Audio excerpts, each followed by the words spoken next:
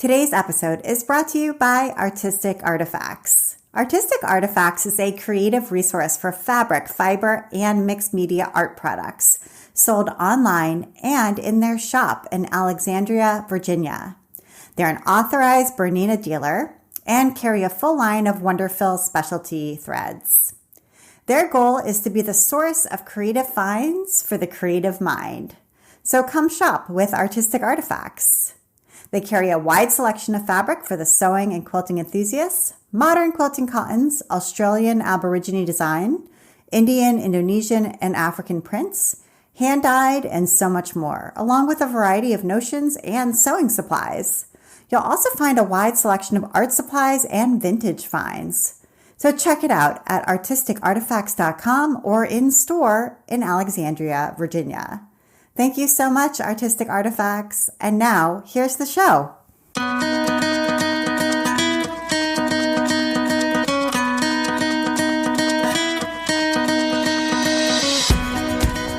Welcome to episode 250 of the Craft Industry Alliance podcast. I'm Abby Glassenberg. Craft Industry Alliance is a community for craft professionals where you can strengthen your creative business, stay up to date on industry news, and build connections within our supportive trade association. Check it out at craftindustryalliance.org. Today on the show, we are talking about product development with my guest, Jamie Trinier and Jessica Drain of SewTites. Jamie is an oil and gas engineer for most of her career, and she discovered the love of quilting after watching her mom sew many Halloween costumes, Christmas PJs, and quilts as a child. She started sewing when she made a king-size log cabin quilt for her husband over a decade ago. In April of 2021, Jamie made her lifelong dream of owning a quilt shop come true when she purchased a long-standing Calgary quilt and fabric shop called Out of Hand Quilting. And Jessica is a career marketer and graphic designer. Jessica has been helping businesses brand and market themselves for almost 2 decades. These days, Jessica spends most of her working time designing and developing new products, along with dreaming, strategizing, and managing the SewTites business as a whole. Jessica lives in Billings, Montana with her 2 sons, and she enjoys hand lettering, which she posts from time to time over at Sassy Jessie Gifts on Instagram, and is becoming a private pilot and hits her local CrossFit gym as much as possible. She and her family are most often found outside, camping, skiing, boating, gardening, and doing all those Montana things. So Jamie and Jessica, welcome. And I should have also said your sisters as well. Yes. Hi. Thank you. Thanks for having us. Yeah. Thanks for having us. Yes, absolutely. And I got to meet you very briefly in person at H&H Americas, which was lovely at the content creator event. But I'm really excited to be able to sit down and learn more about you and learn more about your business, SewTites, as well. So let's start with like growing up, your sisters. So you had the same household growing up. So tell us a little bit about where you grew up and what you were like as kids. Were you always like entrepreneurial? Were you always creative? Like, what was your household like? I would say no on the entrepreneurial. Like, we never had lemonade stands or anything like that. Like, we also lived really far in the country and we only had like 6 neighbors. So there was no one to buy anything like that.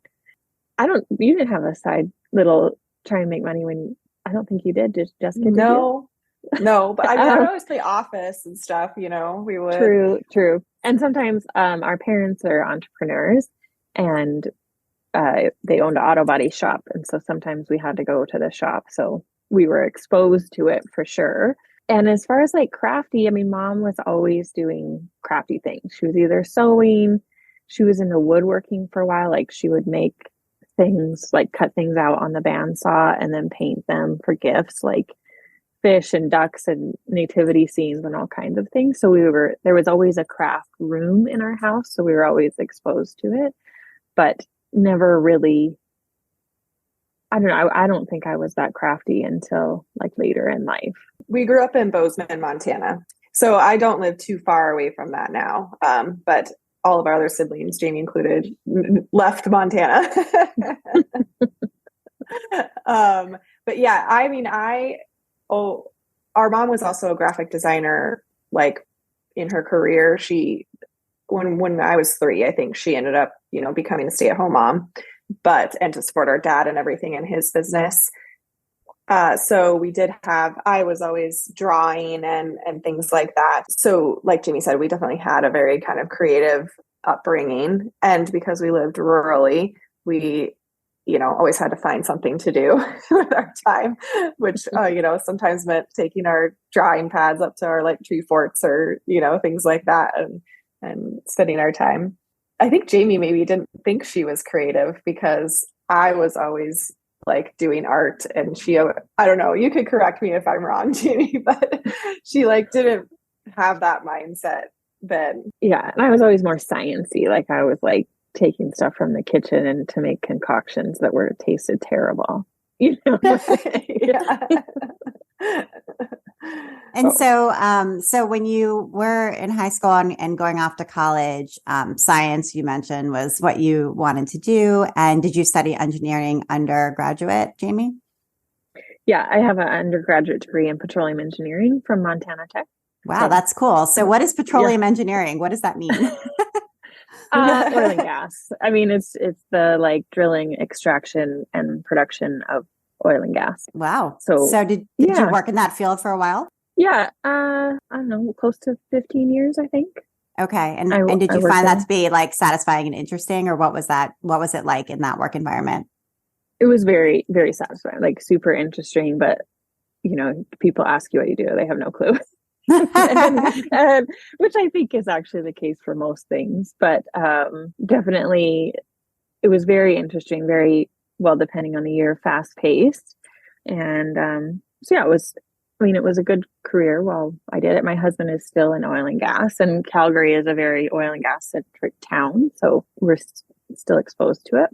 And what made you decide to leave that and start doing something different? I don't know. Yeah.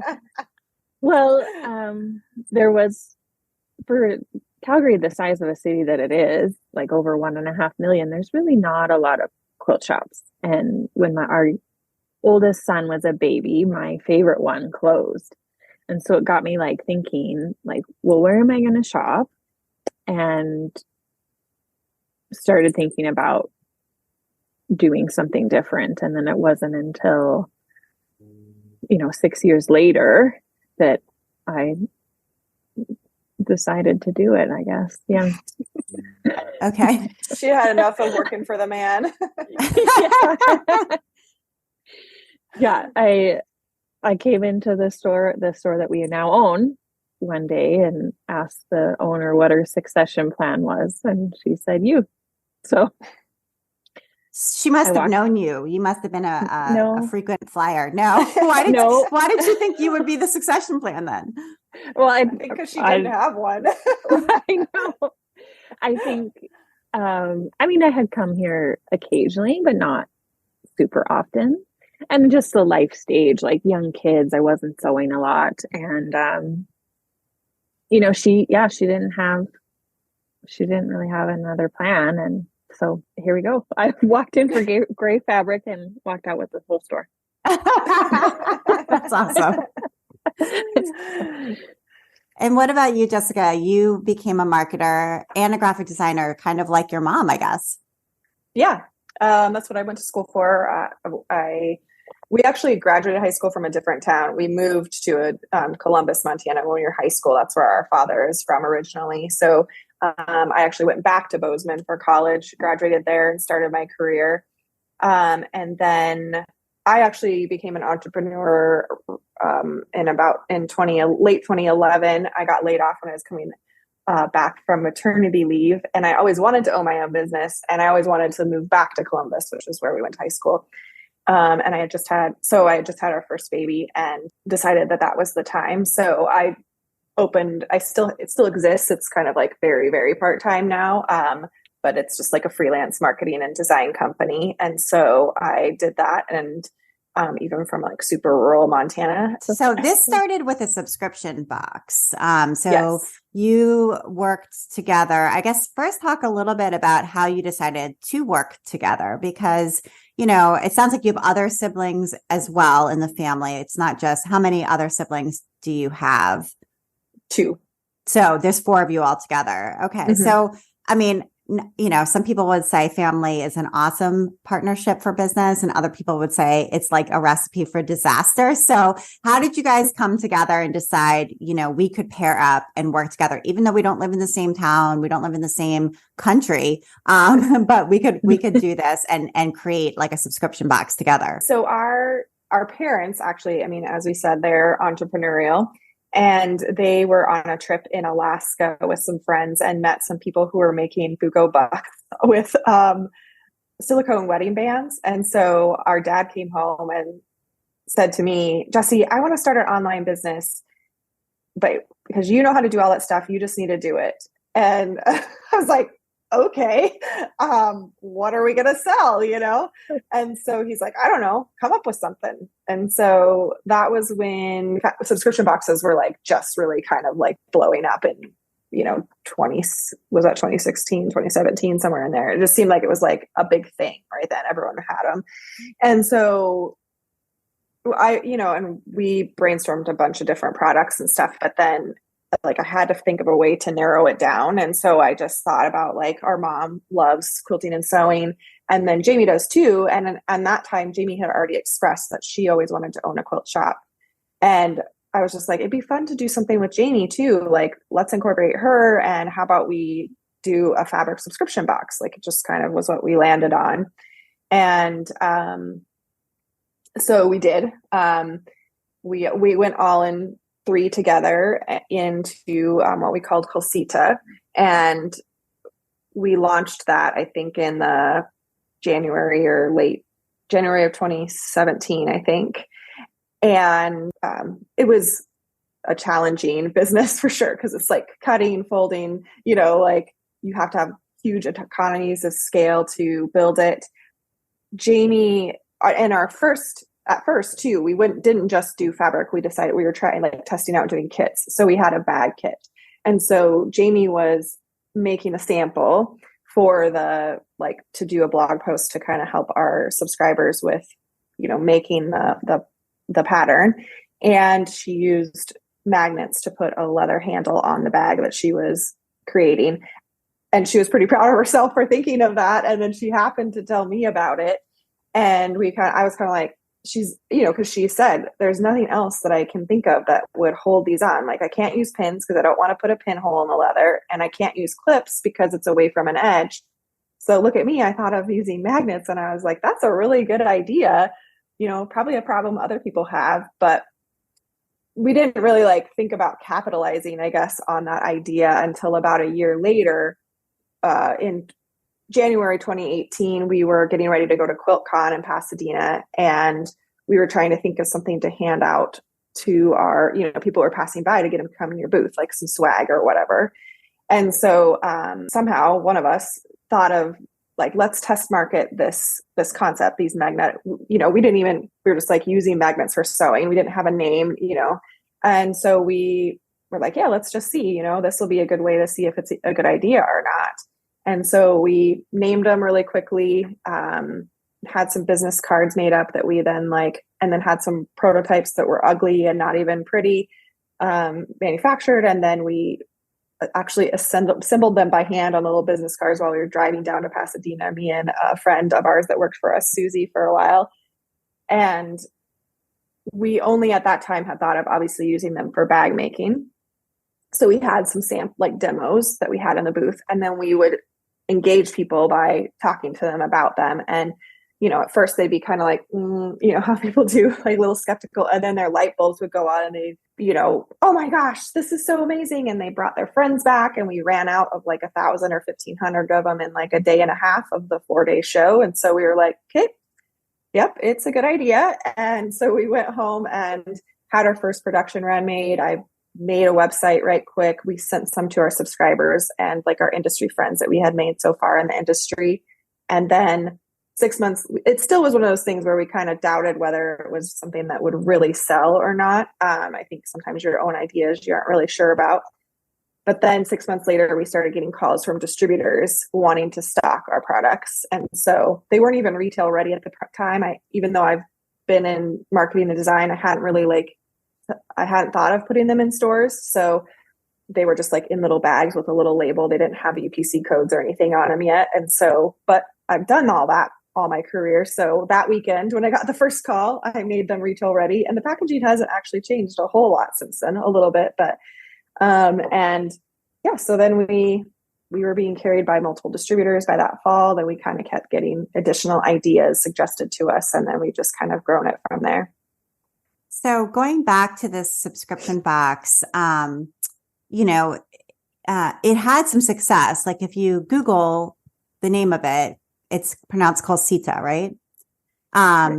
There's a lot of people who are pretty prominent bloggers who, you know, got a free box and did an unboxing and showed what it, you know, what it had. And people, it was like a modern fabric and kind of sewing project box, plus the kits as well. But you were saying that it was really a struggle, like it was a difficult business model, and your dad was involved at that time as well. So, I guess for people who are wondering, well, what is the struggle of the subscription box? Like how did that business go? Like, what did you learn from that experience? Because the boxes were really cute. They were orange and they were really nicely branded, and it was a cool idea. But sort of what about it was like, maybe not in the long term? I think that, well, the fixed costs were just so high. Like our labor to cut and fold the fabric, they were very high. And, you know, you kind of have to keep your pricing in what, say if they were getting a fat quarter bundle, you would have to keep your pricing what they would pay for that bundle in the store. And so your margin, because our fixed costs are so high to cut and bundle everything, like that really shrinks it down. So then you really have to have this like big economy of scale to make it work. And very labor intensive, you know, like Susie that worked for us at the time. I mean, she was cutting and folding fabric for all day, every day, you know, and then it's a lot. It seemed like, I mean, it's a lot of fabric to get, because I think we had monthly, quarterly, maybe bi-monthly, you know, but if someone's getting a fat quarter bundle once a month, I mean, if they're not sewing a lot, that's a lot, and they don't necessarily need it. You know, so there's a lot of churn through. Yeah, there's a lot of churn of subscribers. So you'll get, you know, 5 new subscribers, but you'll lose, you know, multiple. And, you know, I think there was more competition than I kind of realized. Like, even though I researched it, I didn't realize like how big a couple of the boxes were that were competing, even though they were a little different. Like, we didn't include notions and stuff. And, you know, if SewTites hadn't have been a thing, we probably would have continued with that business.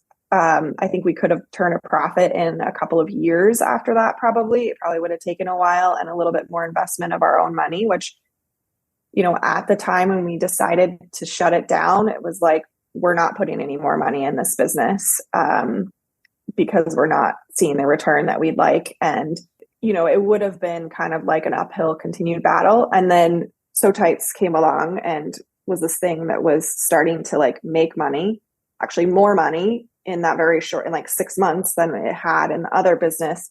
And it's literally, I mean, at first we were packaging them ourselves and stuff. Like, you know, it's taken us a long time to, you know, we haven't manufactured products before, so we don't know what we didn't know. And every single product we learned something. We've learned a lot in the latest one, you know, but really it's like taking a package off the shelf and putting it in an envelope and shipping it out. It's not, the labor is much less. So we just kind of decided, you know, it was a hard decision because that business felt so personal to us that it was kind of hard for us to make the decision to shut it down. Like, it felt almost like a failure. And I guess in some ways it kind of was, because it wasn't making money.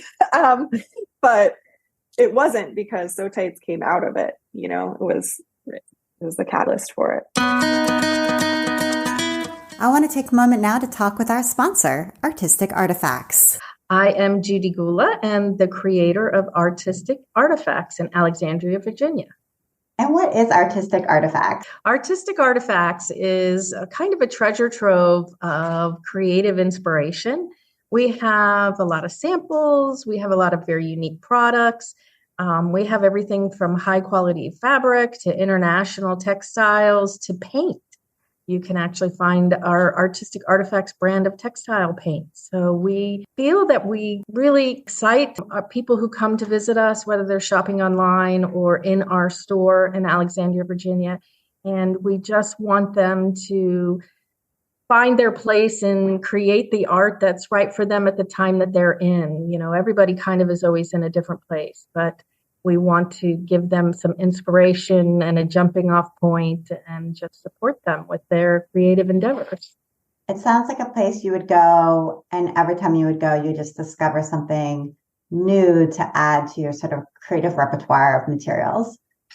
Yes, that is for sure. And we do have, we suggest that you leave a couple of hours at least for your first visit because there's so much that comes, and we are always getting new products. We just got a new shipment from India of silk velvets and silk ribbons and sari silk, and we're importing directly from Indonesia. We're doing, and we do source a lot of things in the U.S. as well and new products, but we're always trying to be different. Yeah, and Alexandria is right outside of the DC area, just for folks who might not know that. So if you're going to be visiting DC for whatever reason, this could be a stop on your trip. Yes, it is a wonderful, and when that happens frequently, Alexandria itself is a great place to visit as well. We're, part of that, and we have people come from all over the world to visit us. It's really quite a compliment, and we're very, very excited when that happens. We have information on artisticartifacts.com, okay, and do have the coupon code. So it is CIF 2023. It's a one-time offer for 10% off one order. Perfect. Thank you so much, Judy. It was great talking to you. Thank you so much, Artistic Artifacts. And now back to my conversation with Jessica and Jamie. And you said that there weren't notions in this box, but SewTites is a notion, which is interesting to me. So even though you weren't trying to source notions that were like unique or different or come up with ideas for unique or different notions, it was truly just like a piece of swag that you could give away to promote the box at QuiltCon. So interesting, right? Yeah, I can see how that might have felt a little bit like a failure, even though, obviously it led to another successful venture. But did your dad stick with you guys after that, or is he out of the picture as far as being a business partner at this point? We bought our parents out in, I think, 2020. So like within a year or so. I think it was in 2020, wasn't it, Jeannie? 2021, but it doesn't matter. Yeah. Anyway, we bought them out a couple of years ago. So it's just Jamie and I now. Okay. All right. So, so you made this pivot, to close the box, and in this process, this is around the time, Jamie, when you bought this shop, right? Because you bought the shop in 2021, it sounds like. Am I right about that? Right. So that was also a huge new business for you. Did you have any feelings like, wait a minute, I'm already in business with Jessica. I'm not really sure I can have a second business. Like for me, I would be like, wow, that seems like an overwhelming situation. Well, looking back on it, yes. But at the time, we shut down the subscription box, I think in 2019. We were getting ready for QuiltCon and trying to plan our booth, kind of like double-sided, quilting on one side, SewTites on the other. And we just looked at each other. We're like, we just got to do one thing. So the box has been closed for quite some time. And then, like SewTites just kind of trickled along, and it was, it was a side hustle for both of us, a good side hustle, but still a side hustle. It certainly wasn't what it is today so like we did our launch with Tula Pink 2 weeks before I came in and for gray fabric. That launch that we did with Tula Pink really helped us, and it was big, and like we were both excited about it, and I was still do this. And then I bought this store, and it's an all-consuming thing to do that. So I really haven't been a very good business partner since I bought the store, and SewTites has become Jessica's like full-time gig. Like she, as far as the org chart goes, there's like the org chart, and then Jamie's up over here somewhere. So I want to talk about the store, but I also let's first talk about the collaboration with Tula Pink, because it seems like if anyone is familiar with Tula Pink, if you collaborate with her, you're gonna kind of come out of the gate really strong. So how did you connect with her, and what was the idea that you came up with to work together? We knew her. We met her at Quilt Market several times, because we've been going to Quilt Market, for 4 or 5 years with the subscription box, and then with SewTites, we never had a booth, but we would walk the floor and hand out samples. And we had met her a couple times, and we gave her some samples, and she was kind about it, but like, oh yeah, nice, and like put it in her pocket, because people are giving her stuff all the time. Like, and we mentioned to her about using it for EPP. Our friend Kitty Wilkin, Night Quilter on Instagram, had suggested, we had given her some of our originals. She suggested a smaller one for EPP. So that was our next 2 models, one with a shorter purple one, which was our favorite for EPP. And, you could kind of see the light bulb go on with Tula about that. But it wasn't until, I think it was almost a full year later, I think it was at the next market, where we saw her again. And she asked if we would like to do one with her, like if she could design her own. And so we said, like, well, sure, of course. Of course. and then, she's the one that wanted to do the heart and the TP plus U, kind of like it's written on a tree. And that was really kind of how it went. So it was great. It was pretty easy. It was just kind of organic, and then we actually like the launch day, we didn't really have a lot of planning going on. We just like text her, I think, and said like, they're in stock. And so we're like, so when should we plan to coordinate on, launching it? And she's like, I want to do it today. Can you deal with today? And we were like, okay.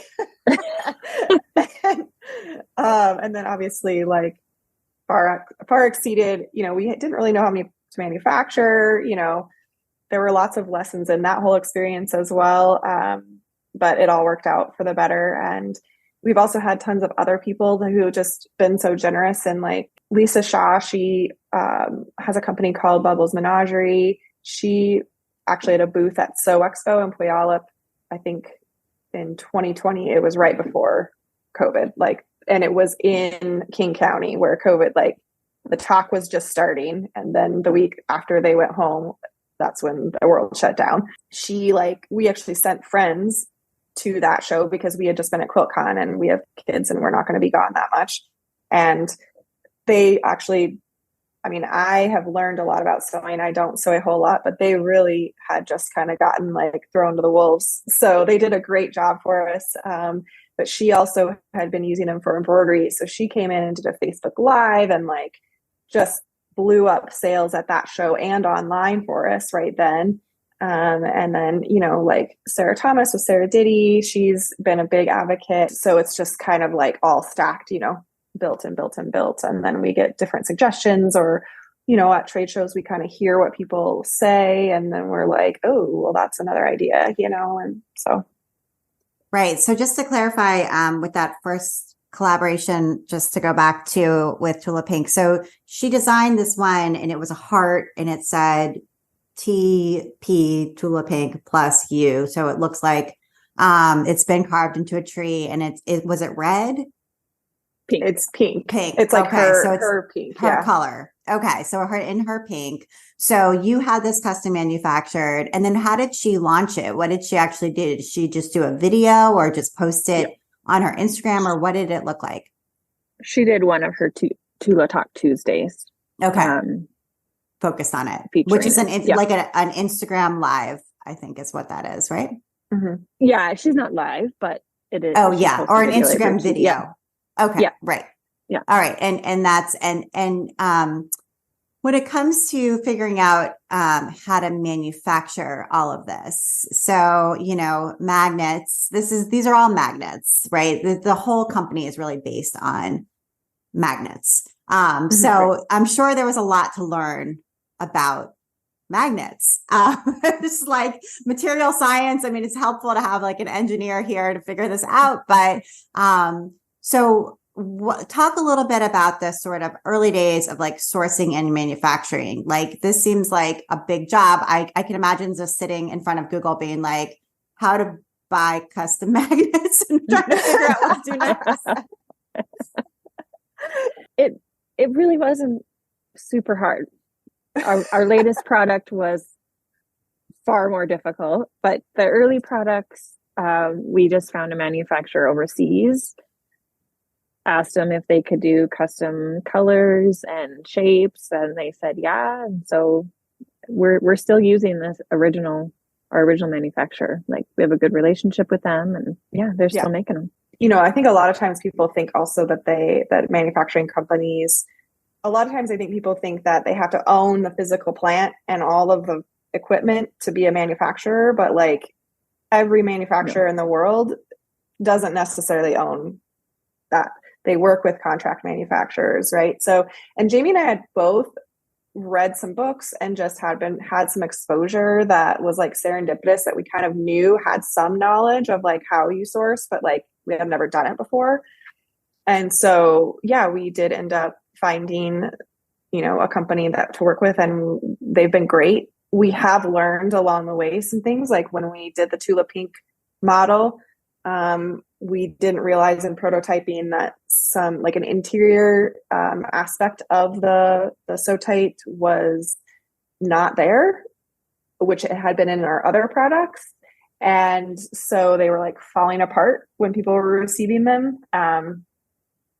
Luckily, we didn't have nearly enough manufactured because we didn't know how much we were going to sell. So we iterated within, like 10 days and remanufactured all of what we had originally manufactured and sent out replacements to everyone that had already received them. And then obviously moving forward had evolved. As we're expanding into other products, now we have our cutting system. Like that's a whole manufacturing process. Even the boosters is what we're calling them in the cutting system is a different process than manufacturing the SewTites. So, and there's, the way that materials work together and don't work together. And this is a much higher level of complication of a product to pull together. So it did take us, like we can generally do a new model of a SewTites product within like 9 to 12 months. We can go from concept to shipment to customers. This one took us actually a little over 2 years to really start to figure out and finally get to market. So there's always something that we learn, whether that's from like inventory management to fulfillment to the actual manufacturing process. It's, it's been very up and down. There's been lots of ups, but there's been lots of really big downs. We keep at least going up. That's in the right direction. There's been times where we're like, this is why people don't do anything with their ideas because it's so hard. I love that. I think we can all relate to that so well. Like, this is why people don't do anything with their ideas because damn, once you start, like it's so hard, Well, so and I always feel like there's something wrong with everything that we actually like. We think we've thought of everything, and then we go to market, and then it's like, oh, there's something wrong. We have to remanufacture some aspect or whatever. And it feels very public because it's like, we've already shipped some. And so then we're like, hey, some stuff's wrong again, but always, we are in this for like the long game, right? Like we believe in what we're doing. We know that we're providing a tool for people that's really useful or tools. And if stuff goes wrong, like we stand behind it, like we make it right, we iterate, we'll replace product, we'll remanufacture product, and so and I think that our customers that have been with us for a long time, because there definitely are customers who have been buying, like there are SewTites fans who buy everything we come out with. And then there are the new people that, have never heard of us before and just buy the thing that they happen to see at a trade show or something or online. And so, yeah, I mean, we hope we're doing things overall right. And it's a great product. And I have many of them and use them all the time. So I will say, just like from a personal perspective, I love them and use them for English paper piecing, use them for just as a magnetic pincushion right next to my sewing machine. There's just like a lot of really good uses for it. So I do want to talk a little bit about the shop, Jamie, because when you bought this shop, it sounds like the person who had owned it, it was a well-known shop in Calgary, but she was ready for retirement, and you do such a beautiful job for the shop's Instagram. It's like so bright and colorful, and you're doing a lot of content there, including video. And so I wondered what the shop was like when you bought it, as far as, inside, but also its online presence and how you've changed it if you have changed it over the last couple of years. Yeah. And actually we're just getting ready to open, so you might hear the vacuum in the background. Sorry about that. Oh, sure. She didn't have an online presence. She had started to have someone right before I came in. She, one of the customers that shopped here a lot, her name's Leslie, the previous owner, started noticing her Instagram. I was like, hey, could you do that for me? So she was doing it a little bit for the previous owner, but no website really to speak of. Google was not claimed. And that, it was a couple Instagram posts a week. So then when I bought it, obviously like we built a website, like Jessica built a website for me. Leslie came with the store. We like to say, like, now we're really good friends, and people are like, oh, have you been friends forever? No, she came with the store. But I can't take credit for Instagram. Like Leslie does all of it. She does. We do a Instagram, Facebook, YouTube live every week to talk about what's new, and like we're just kind of silly and we have a good time. Now we have people that want to watch us every week, and they come in and things like that. We've claimed Google, and so we run Google ads for not just our online store, but Calgary, when people search for fabric stores to come to physically.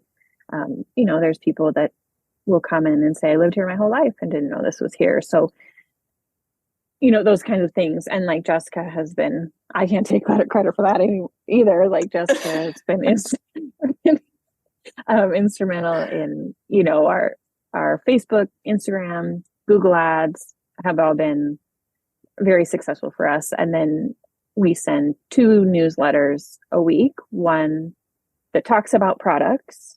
We send that one after our Thursday video. And then one earlier in the week that's like a staff pick and tip Tuesday. We send it on Tuesday. And so it's not focused on selling products. It's more focused on connection, that one. Like her, it's kind of nice because, when she started doing, we decided for her to start doing Facebook Lives. And I think at first, Instagram and Facebook, it was just Instagram and Facebook at first. We've kind of just like layered stuff on for her, right? Like initially, also she has an email capture on her website. It gets people discount codes. So her list is constantly being built. And then, she's able to get a lot of content just from Thursday, like her Thursday Live with Leslie. They talk about all their own products. And then, I think something that Jamie learned really quickly, and I think a lot of business owners struggle with, is like delegating. For one, it's kind of hard because you're trying to make like a living. It's hard to spend money on something that you don't necessarily know if it's going to make you money. But she pays Leslie to do social media, and she also initially paid me, and then I delegated that. And so she's paying somebody else to do her emails. So, the person takes the content that's done on the live and that's kind of like the information of what's new, makes it into an email. That also then gets put on. And then obviously at first too, we were uploading to YouTube and they weren't doing YouTube live, but now it's all three of them live. So then they're just, evergreen content on all of those three channels.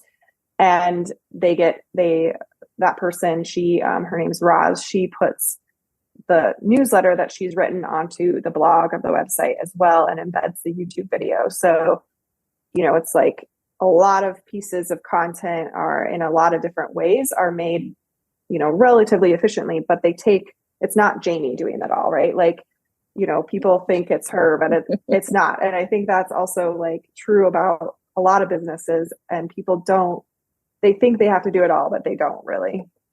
Right.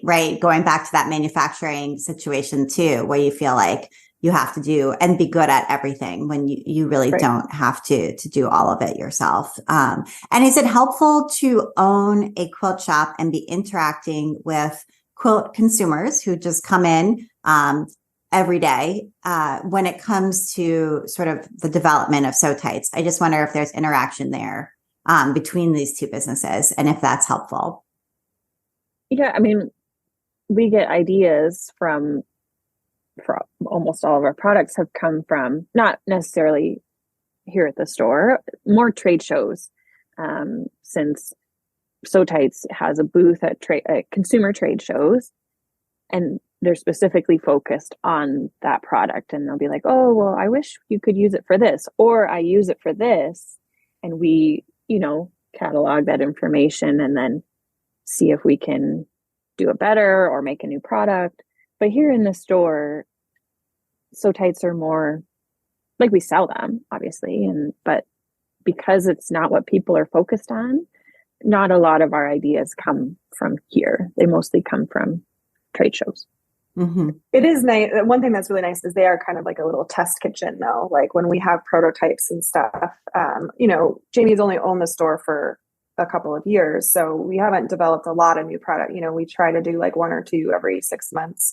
But like, she gets the prototypes as well. We all get prototypes and stuff. And then, they've been testing them and trying them out, and she shows them to them. And, it's nice because you can get a little bit of initial feedback from those people as well.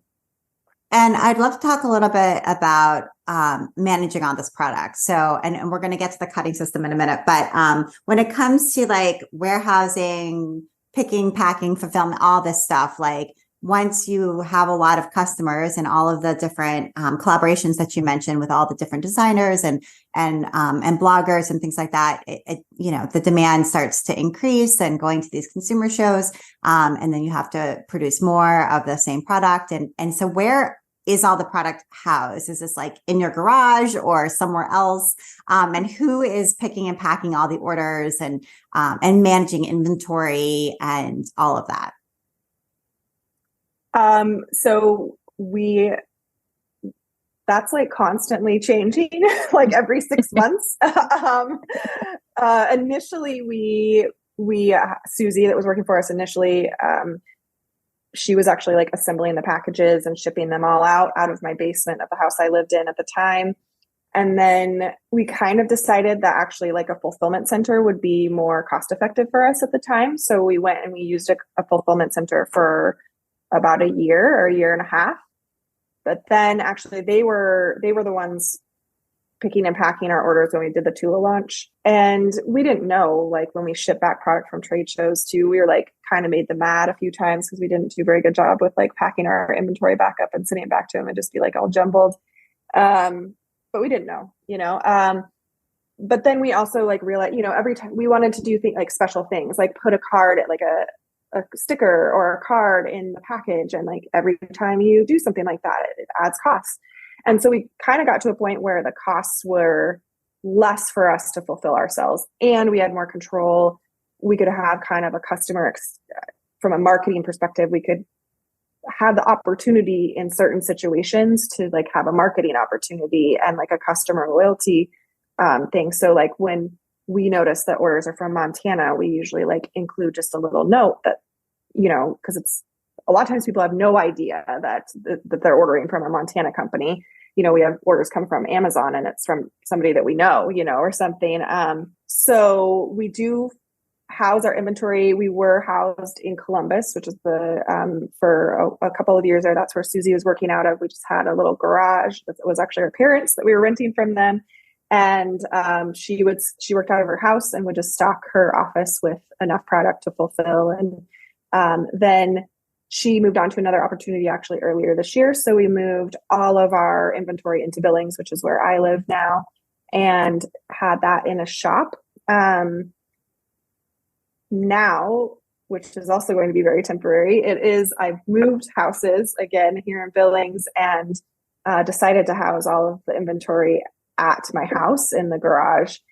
However, our latest product definitely takes a lot more space volume than I really calculated. Like, we calculated it, but we didn't think about that we need aisles, stuff like that.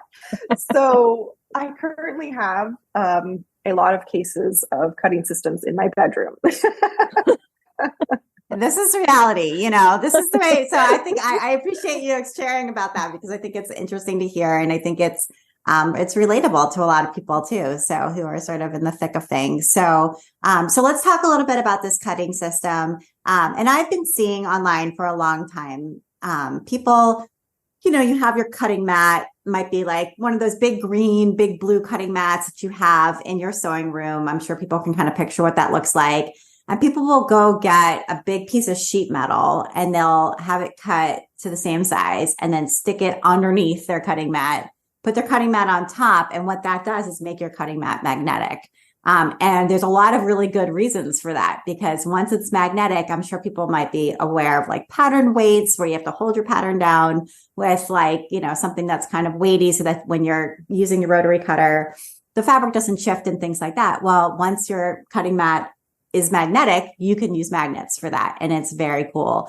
And so that being said, that's a very DIY situation to be able to create something to customize your sewing room, and appeals to a person who wants to do that. But not everybody is going to do that or even realizes that it's a possibility and how cool it can be once you have it set up. So when I was at H&H Americas, I got to see your new cutting system. So talk a little bit about sort of how you came to think about expanding into something like that, which is different from just a notion that you're using that you can like stick in your pocket. This is much larger and as you've mentioned a few times, very complex. So we had customers suggest to us, like, it would be really cool if you could make a cutting mat that's magnetic, because then I could use your products with it to hold down patterns and things like that. And we started looking into manufacturing that and like kind of kept running into roadblocks. And then we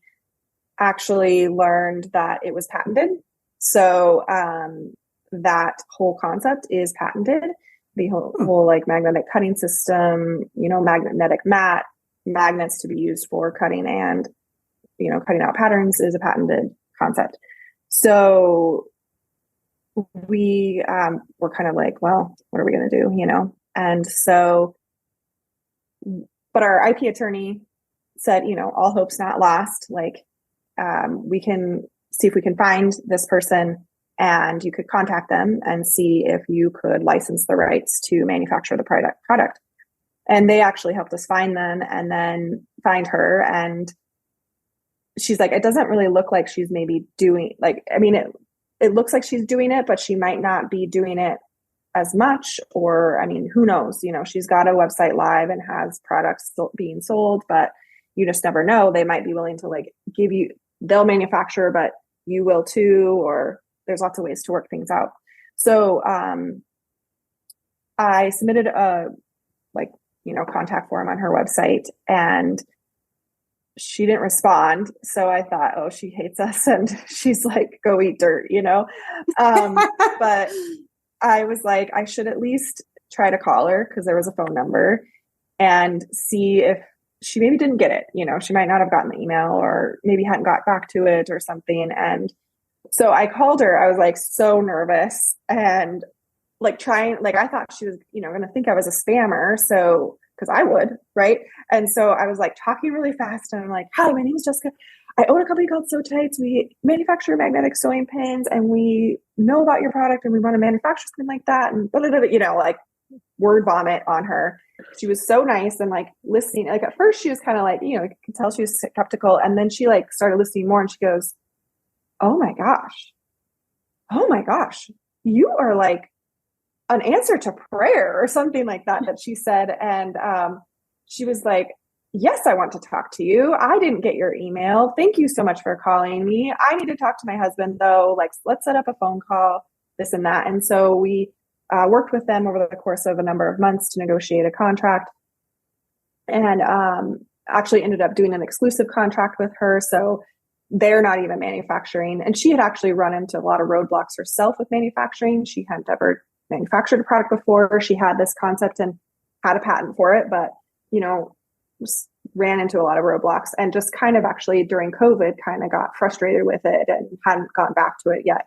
So it was just kind of, you know, very serendipitous timing that we had some experience that could, in theory, you know, we didn't really know if we could go to market or not, because there's some challenges with the manufacturing of the product that makes it actually very hard to produce and to like work and last.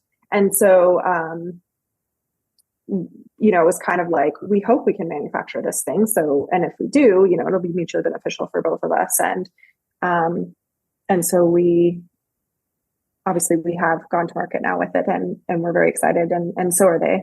So that's great. And I think it goes to show a couple of things. One is, if you run into a roadblock like that, where someone else owns the patent, you know, that doesn't mean the answer is an absolute no, you know. And also to not assume if you email someone via their website contact form that they've even gotten the email. And also picking up the phone a lot of times is the best thing, however much some of us hate talking on the phone at this point.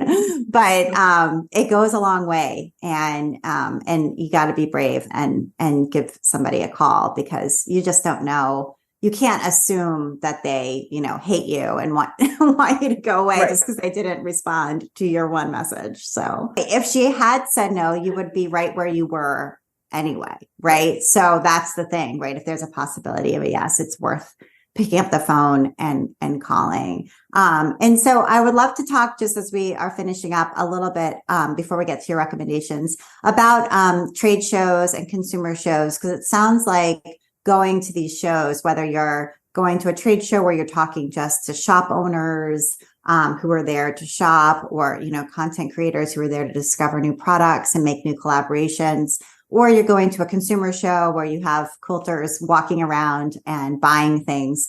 But these in-person events post-COVID have been really important, or maybe pre-COVID as well, but have been really important to the growth of this business from the very get-go, right? From giving out swag at QuiltCon, which really was the beginning of the business, mm-hmm, and up until now. So I think there can be a feeling like, well, like your dad had, like, oh, we can just have an online business. You know, we don't need to, we have kids, we don't need to spend the money and travel and do all of this. It's a lot of work to do these shows. So, So I just wondered if you could talk a little bit about like the importance of being in those in-person situations to the growth of this business. We are, I mean, it has been like truly important, because we do get a lot of good feedback at the shows, and then you're exposing yourself, because no matter how big your online presence, there's people that don't know about you. So you're exposing yourself to a whole new group of people that may not know you exist. And we don't do every show. We are selective about how many we do a year, because we have families. And so we do Quilt Festival and QuiltCon. Those are for sure's that we do every year. And, you know, we've tried other shows in different parts of the country, in different parts of the year, to see what's working and what's not, like Puyallup and Road to California. What was the show in Fredericksburg? An AQS, was an AQS show? OSQE.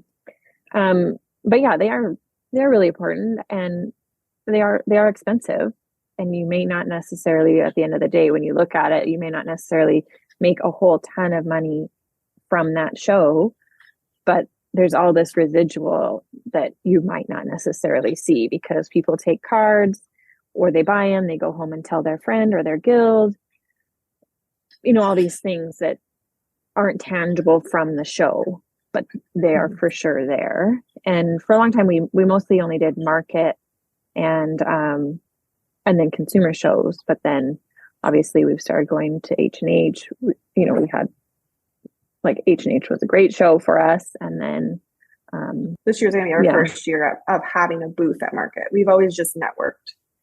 We've always just walked the floor, talked to people that have booths, people in the hall, in the aisles, which has worked really great for us, especially because it's not as expensive to do that. But we realized last year when we were walking the market floor, it's like we literally know everyone now that has a booth.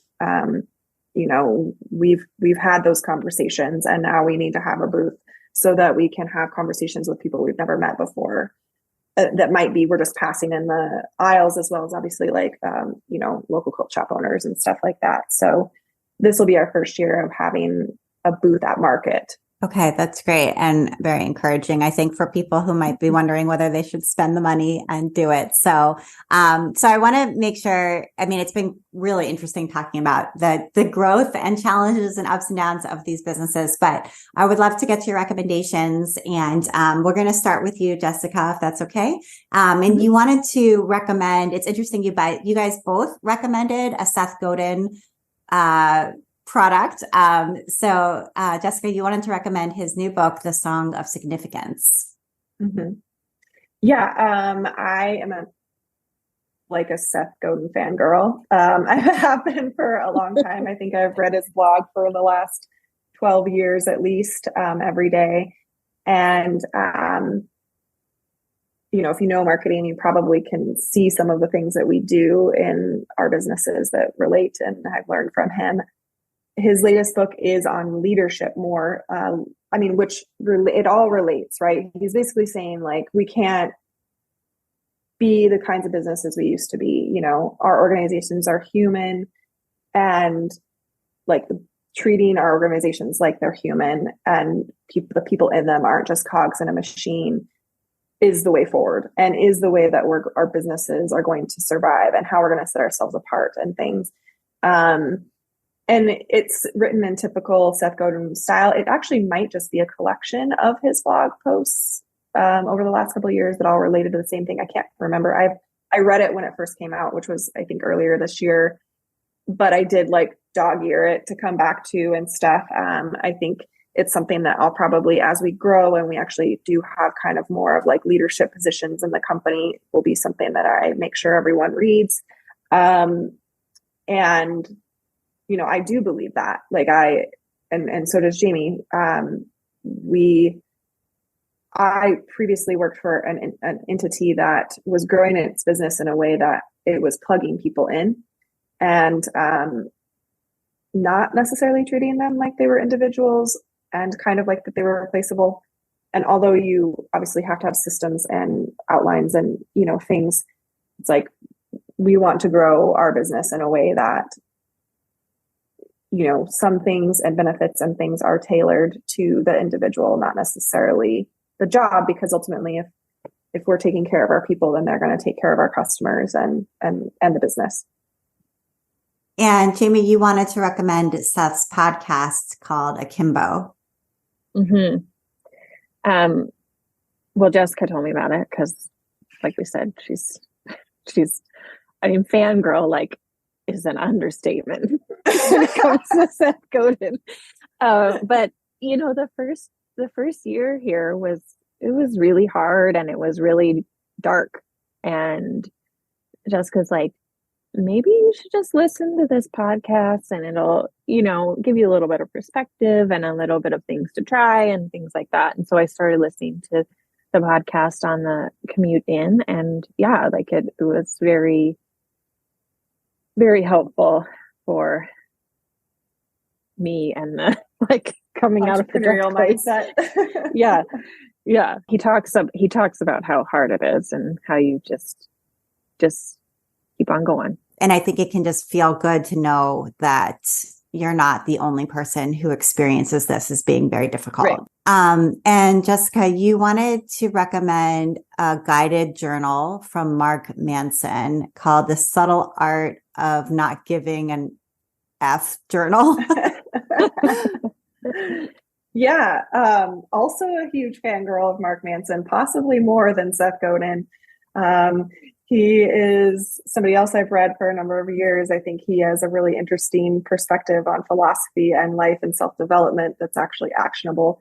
And it kind of, if you aren't familiar with him, it sounds negative at first, but I think it's pretty entertaining and funny. And it's actually kind of like mindset shift to like think in a way that it's like, you know, you should be thinking about what kind of pain you want in your life, because we all have pain. So what's the pain you're willing to deal with, right? And his guided journal is kind of a, like, I think, you know, it parallels his book with the same title. And it's just a kind of way of outlining what pain you want in your life and identifying your values and your goal, you know, in some ways your goals and what habits you want in your life and stuff. And so I think when I talked about that, I had just done like a brain dump. Like one of the exercises is doing like a 20-minute brain dump of everything in the world that you could ever want to see or do in your life, even if you think it's like super outlandish and never would happen. So, I mean, I put down, I want to fly to space. And, you know, so it's like, it was kind of an insightful exercise, because also it kind of, for me, made me realize like how far I have come as well. You know, 5 years ago, my mindset and mentality and stuff was probably a lot more negative. And how I have kind of shifted some things. And then we've obviously experienced some success in business, and that always helps your confidence a little bit. But yeah. So it's a great little book. Absolutely. That's a great recommendation. And Jamie, you wanted to recommend foundation paper piecing a quilt for the first time. And I will confess to have not done any foundation paper piecing. I've watched many videos about foundation paper piecing, but I have not done any. I need to start with some sort of really tiny project, but how is that going? Fine. I mean, not super hard. Because, as you know, we're giving you this list of things we recommend, like Jessica's are all like self-growth and all this stuff. And I'm like, I got nothing over here. But, you know, I've never foundation paper piece an entire quilt. So, you know, I mean, I guess as much as I say, like, I'm certainly not as much of a goal setter as Jessica. It's just, but that is a goal. I want to do it. And, you know, I am doing it. It's just taking me a little while, but yeah, because I'm not super confident with the technique and I want to become better at it. And then, you know, then your interactions with customers are better when you actually know how to do something. You're not just like regurgitating information you've absorbed. Right. Absolutely. Yeah. I imagine that that's true. Having that a little bit of expertise in something, it makes it easier to advise people and relate to their challenges as well. So, yeah. Well, Jamie and Jessica, thank you so much for taking the time to be on the Craft Industry Alliance podcast. It was really great talking to both of you. Thanks for having us. And you've been listening to the Craft Industry Alliance podcast. I'm Abby Glassenberg. Today's episode was sponsored by Artistic Artifacts. Artistic Artifacts is a creative resource for fabric, fiber, and mixed media art products sold online and in their shop in Alexandria, Virginia. They're an authorized Bernina dealer and carry a full line of Wonderfil specialty threads. Their goal is to be the source of creative finds for the creative mind. So come shop with Artistic Artifacts. They carry a wide selection of fabrics for the sewing and quilting enthusiasts. Modern quilting cottons, Australian Aborigine-designs, Indian, Indonesian, and African prints, hand-dyed, and so much more, along with a variety of notions and sewing supplies. You'll also find a wide selection of art supplies and vintage finds. Check it out at artisticartifacts.com or in store in Alexandria, Virginia. Thank you so much, Artistic Artifacts. Craft Industry Alliance is a community for craft professionals. When you become a member of Craft Industry Alliance, you get in-depth coverage of craft industry news, the opportunity to connect with fellow professionals for advice and support, and access to an educational library filled with ideas, tools, and resources to help you as you build your business. Join us at craftindustryalliance.org. Thank you so much, and I'll see you next time.